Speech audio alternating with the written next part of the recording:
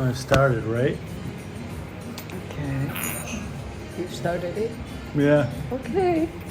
Is it still going? So, Yeah, it's running. all right. So, first of all, do you want to tell me your name so I can learn how to pronounce it? Martin Wohlwend. Wohlwend, Yeah. right? Yes. So it's Martin Wohlwend. Yes. San Francisco Artists Alumni.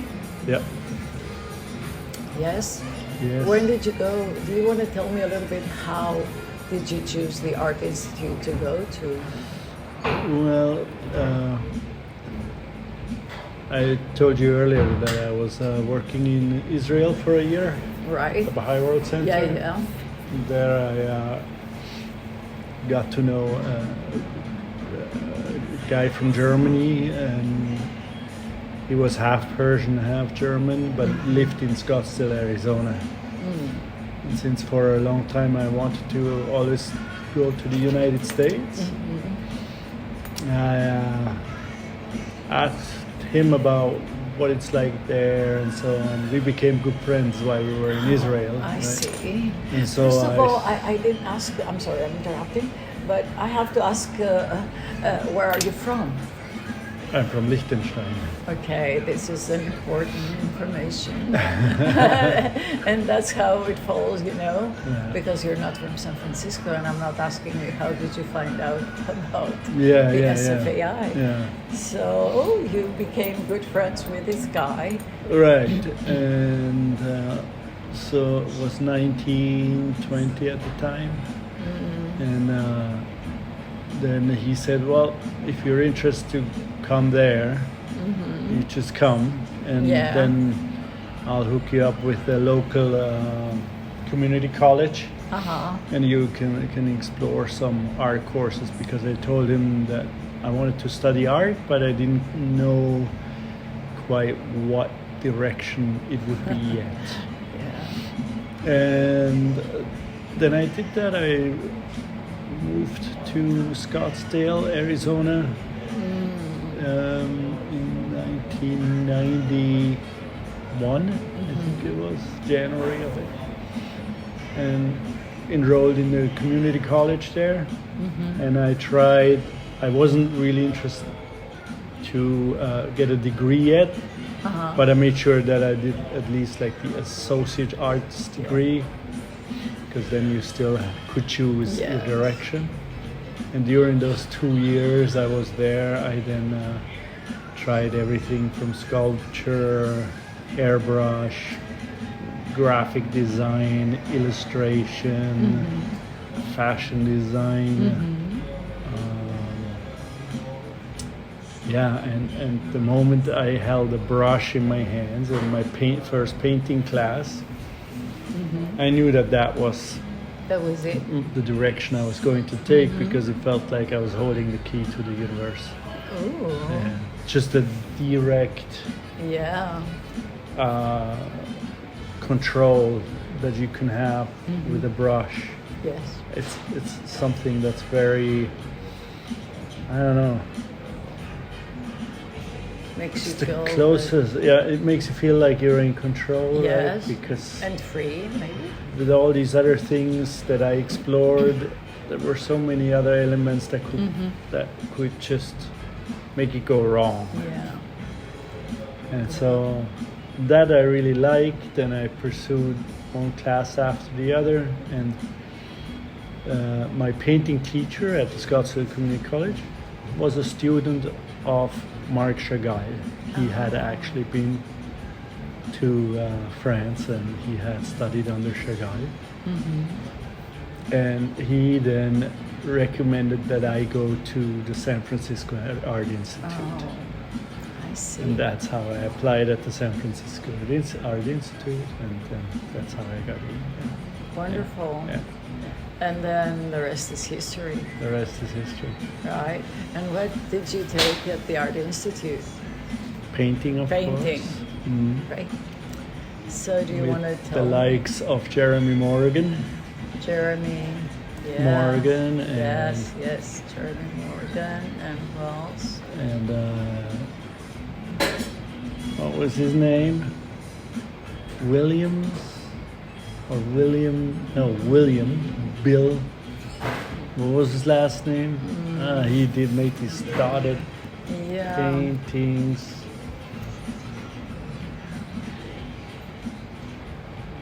I forgot his name. I'm sorry. William Franklin. Oh, William Franklin. Yes. Yeah. Very, very, very good artist as well, and a good teacher. And my first painting I did at the San Francisco Art Institute was small painting, like maybe 50 by 70. And it was a surrealistic painting, and it was portraying the journey of the soul, you know. I was trying to tell a story there, and William, or Bill we called him, right? Bill came and said, "What is this?" I'm like, well, you know, I tried to explain this is the journey of the soul, and so it starts here with the egg cracking open, and here's the path, the hill, the mountains, and there's the flower and whatnot. And he's like, yeah, it's crap.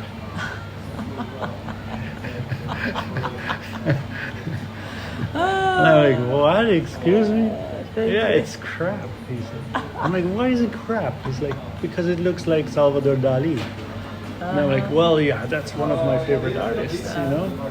And he's like, well, we don't need another Dali. We don't need another Dali, right? We need a Martin Wohlwend, you know? Yeah. And he says, so if you want to get in touch with your own soul, or you want to paint about it, why don't you get a life-size canvas?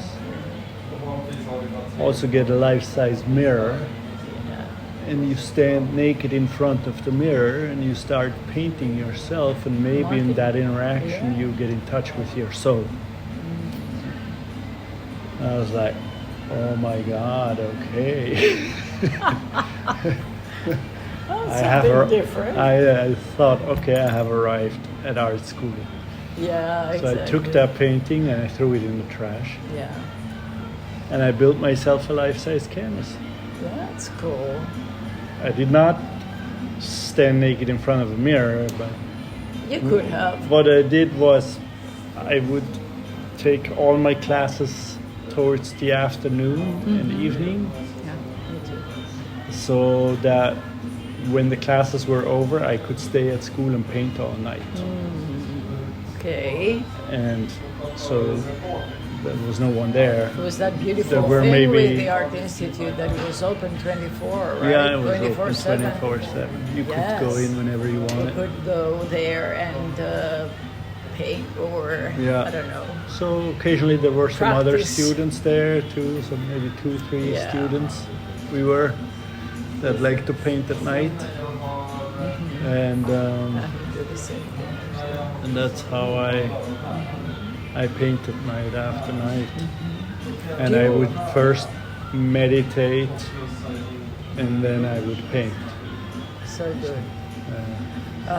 Do you want to tell me how did you a little bit about the way to be here with this work today at the supermarket, Stockholm Supermarket Art Fair, that we are together here, 8 of the San Francisco Artists Alumni. And it happens that I am the curator here. And so do you want to tell me about this all the way from there to here and the work we have now at the exhibition? Yeah. So it's a long story because I painted all the way up to 2015. And in 2015, something told me that this is not sustainable. because I need more and more space for my paintings. I like to paint large scale if I paint. I cannot on small surfaces. It doesn't interest me, or I don't feel at home on the small surface now. Yeah. And that thanks to Bill Franklin, of course. Yeah. Because up until that point, I was happy with a small canvas. Yeah. And now not anymore. And in fact, no canvas is big enough. So it's not sustainable. I had to think of alternatives. So in 2015, I decided to do a master's in art and public spheres, and learned how to do social practice, social art, This is wonderful. social plastic, Yes. as in Joseph Beuys and so on, to do neighborhood projects, and yes, to deal more with topics of a more social background and more interactive, more participatory, that didn't require painting. Yeah. And yet those projects would require me to document what I do. So one of those projects then was this trip that the Nine Dragonheads, a art group from, it's an international art group actually, but the main person who initiated it and is also like the leading force in it, Park,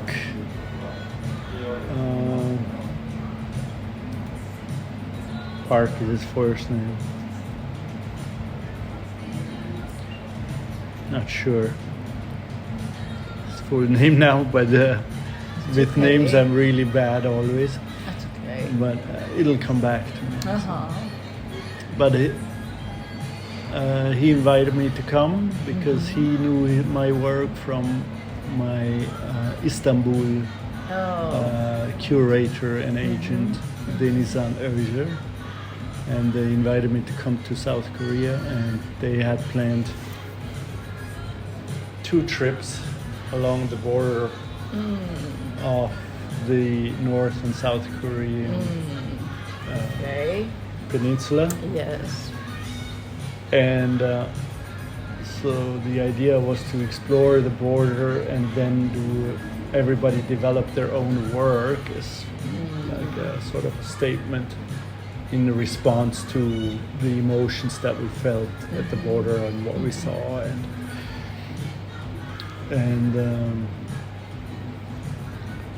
and when I go to a place, of course, for the first time we went was just to get like inspired. Then the idea was to come back and maybe develop an idea already and work on our idea, and then to come back and do another trip along the border and then exhibit together. Wonderful. All near Seoul, in a city in a city outside a little bit of Seoul, and on the first trip we visited one of these tunnels, and these tunnels were dug by the North Koreans in the 70s in order to infiltrate South Korea. Yeah. But they detected it soon enough, so that nothing happened there. But nowadays these tunnels are sort of tourist attractions, which is, and if you ever visit the border between North and South Korea, I thought, wow, this is going to be really interesting. You know, parts of it is interesting because there's nothing but the border, of course. Right. It feels very eerie. But then you have these hubs, tourist spots and they make it look like a tourist attraction, and not just something with that's sad, right? Yeah, they make auditoriums. Yeah. Like you're in a movie theater, and then you have big windows. Oh. Like for a stadium, but your stadium is the border, and you're looking only at the border. Oh, and then they present and talk to you about the border. There's a video presentation. A lot of people will cry if you know For North and South Yeah, Korea. yeah. For children, they have entertainment like Disneyland, Oh my God. all this stuff. Yeah, This is so. and this is This like is maybe like what we were talking before. You know, like how it's they make. total perversion of Yeah. Right. making money from an unfortunate situation or exactly. the To misfortune. profit. Yeah. And so this was very perplexing to me, that this order was presented like it was some, Mount Rushmore or something. Right. And then it's almost like, they're spending millions and millions of dollars for the infrastructure Yeah. to get these tourists to that border. And I thought to myself, how in the world could it be in their best interest to get rid of this border when it serves them so well, Yeah. right? Yeah. Right. And so this was, And the rest of the world, thinks differently. yeah. The older generation in Korea still maybe has family members on the other side, Definitely. and they see this still as a tragedy. Yeah. People in their 50s, they are kind of biased, Yeah. they're, not biased, but in the middle, they care in one way, but And not they really. don't really. Yeah. And the younger generation, they don't really care anymore because they don't know, have never known a Right. world together United, with yeah. North Korea. Yeah. So then we went to visit one of these tunnels, and you're not supposed to film in these tunnels, and yet I then decided course. to stay behind the group and film anyway. Yeah. Good for you. And when I did, I just waited for the group to come back from the tunnel, but not the group came back, but one individual came back, which happened to be Park. Oh. And I just kept filming how he's coming through the tunnel with his helmet on. And at the last few meters, he bounces his head on this tunnel. He's like, oh God. And but while I was filming, and the emotions I felt in this tunnel, and reflecting on all this absurdity and perversity, Yeah. I thought this was a familiar emotion that I felt, and that I had felt just a few weeks prior to that moment, which was when I went to visit an art exhibit of Ed Atkins at the Kunsthaus in Bregenz in Austria. Beautiful installation there.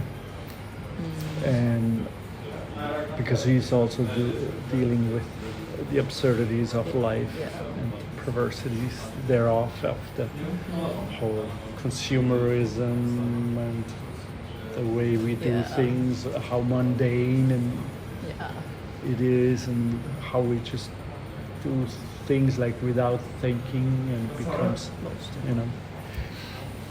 and so I thought I would integrate the music of one of his pieces into mine, which was only one keystroke of piano from his work Good Wine, as a reference to that, as an emotional reference to Ed Atkins, because I think he puts it so clearly and well how stupid we say in German certain things can be. So this is and it becomes this endless cycle in Korea, I think, with this border of this just the hopelessness.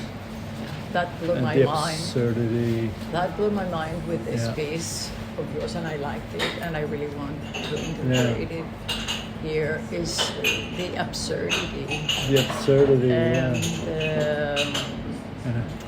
that was on the first trip, and I came back, and I had edited it, and I put my piano piece to it, and I'm like, this could work. So I took that piece with me to the second trip, and on the second trip we visited another tunnel, also dug by the South Koreans, the North Koreans, I'm sorry.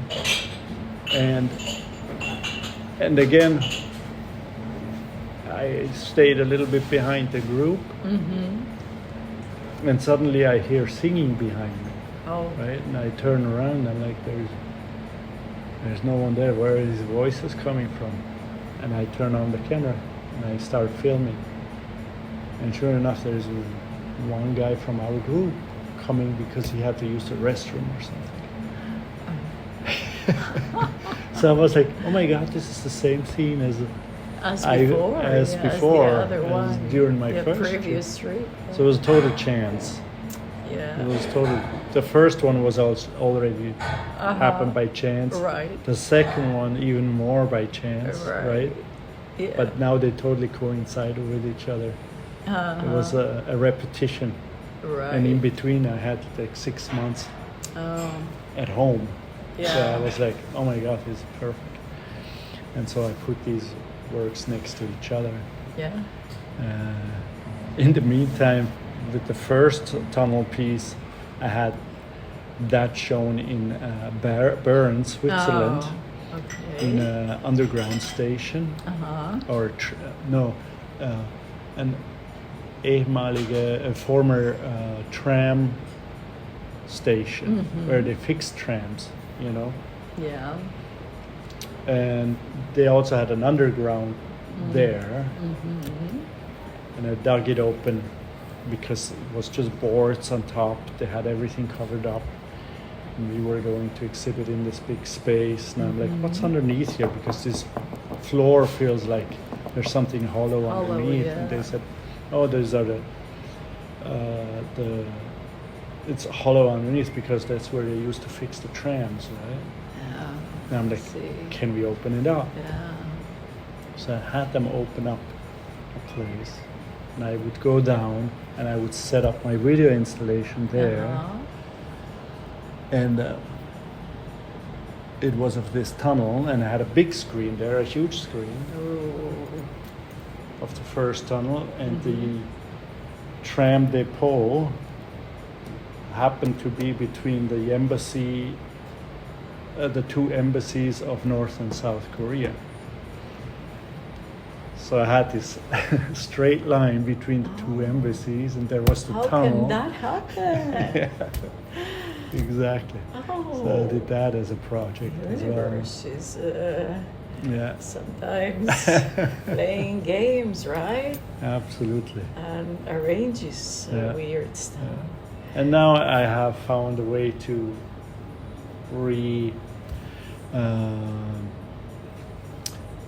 choreograph, I guess, this piece in various settings. In Liechtenstein, I exhibited it with fences. When you go along the border in in Korea, you see a lot of these fences where they tie bows and they write certain things on it. Oh. And what they write on it is like wishes for peace or wishes for their loved ones or things like this. And this is really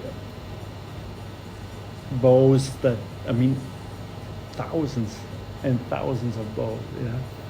And when I had this, showed the videos in Liechtenstein, I had them also hung on a fence.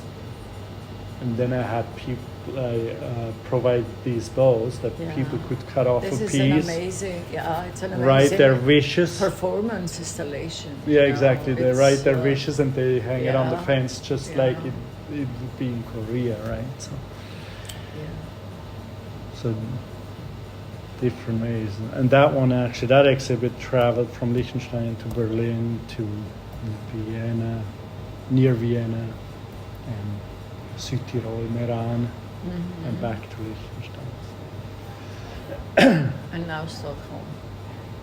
And now Stockholm. Yes. Great. And just because we found each other through through the group exhibit in Chico. In Chico, yes. In California, the museum. Yeah. Yes. And I believe this only happened because of the pandemic and because the San Francisco Art Institute because of the closure. Closed down, Yeah, that's why. Before it closed down. So, yeah. So it's it was a couple of years we started working before.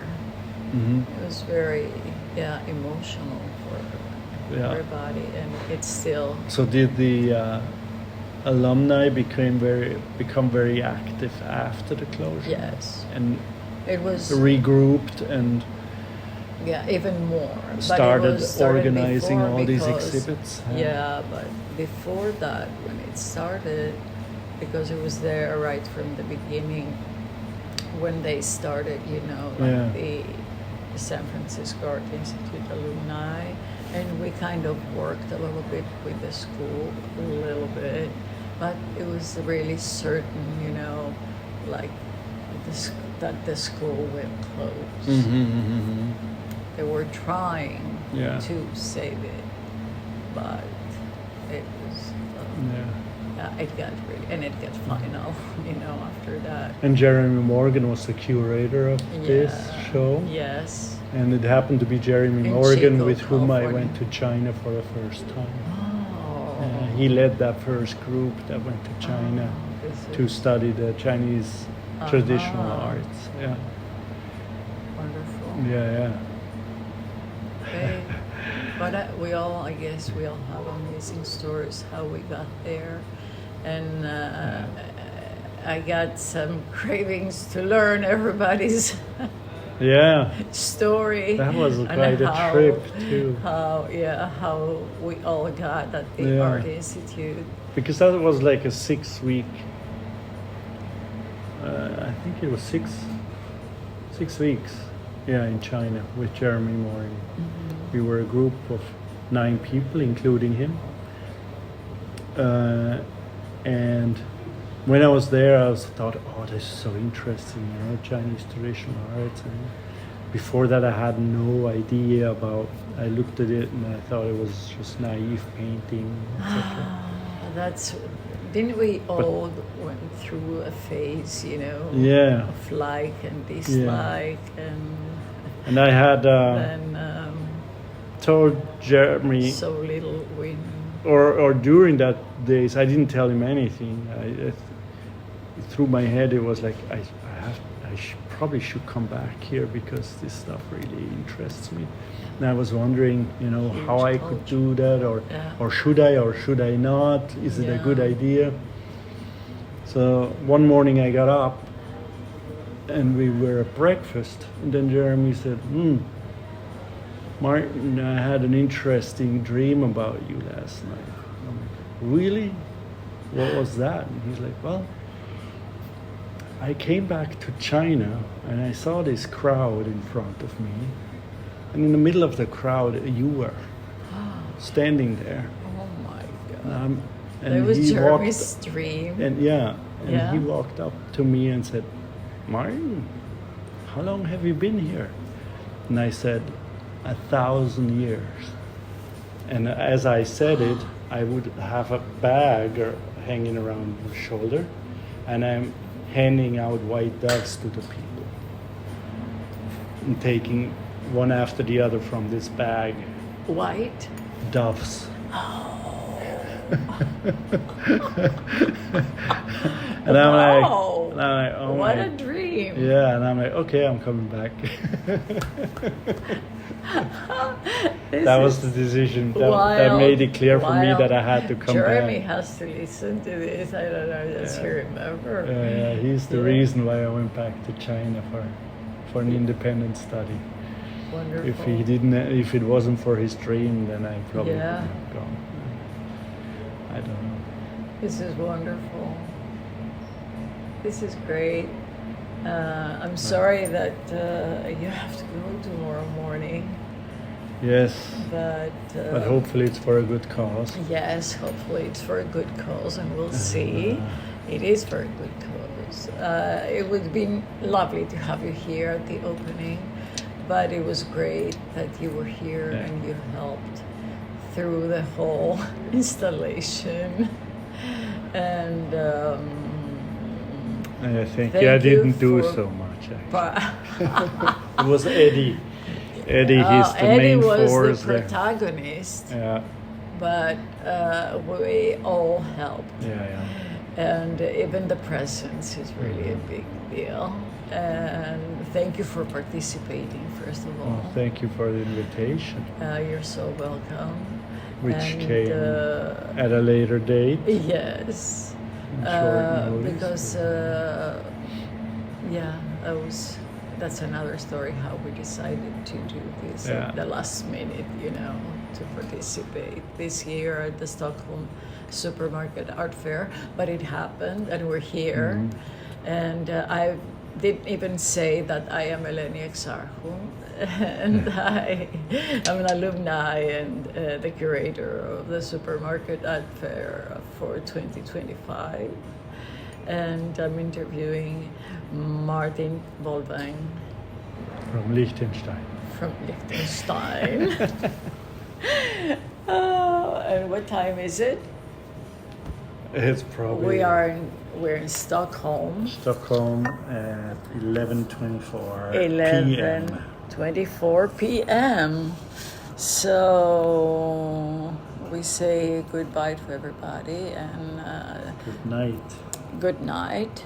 Yes. Thank you so much, Martin. Thank you. For all the story and the time and the energy. It was a pleasure. Yes.